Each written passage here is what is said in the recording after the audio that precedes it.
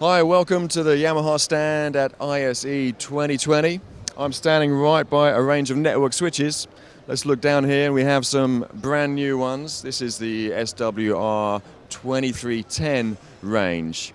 Now these are managed switches. We have the software with a web GUI to configure things like VLANs and quality of service, IGMP snooping and so on. And of course they have a quick get ready for Dante function. So they're purpose built for Dante networks.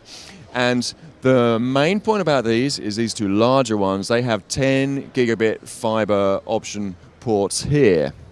We can stack the switches via 10 gig, and that allows us to carry a lot more data, so suitable for video over IP, for example, or if we are using Dante at 96 kilohertz, this will help us carry a lot more channels.